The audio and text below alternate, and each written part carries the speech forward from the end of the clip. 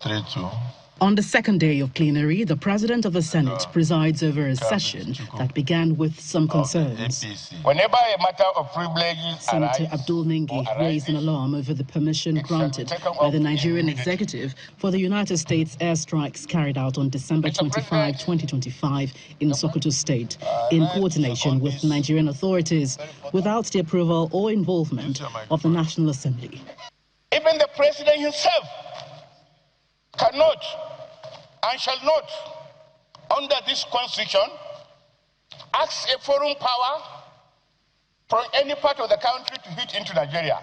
What the president can do is to ask those military to come into Nigeria and align with their local forces and give them the right to take a hit.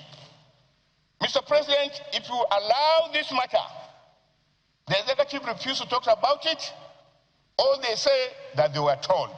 The executive must at all times brief the leadership of the National Assembly.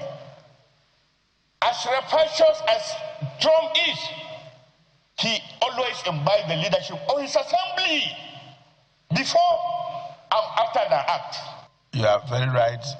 Your point of order is noted, and I want to assure you that just like you read on the pages of newspapers that the attack, I'm sure you are referring to what happened in Sokoto, happened with the concurrence and the collaboration of the Nigerian security services.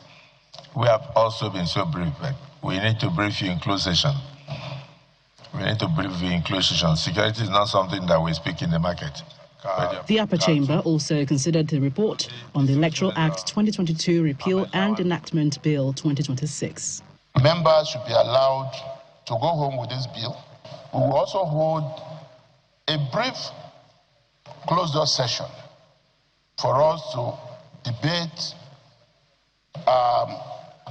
critical clauses of this bill. The motion is summarily backed by the Senate President.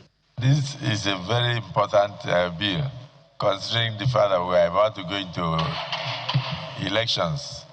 So if we rush it, we regret at the tribunal. So we take our time and then we make sure we do the needful and we ensure that justice is done to all and sundry.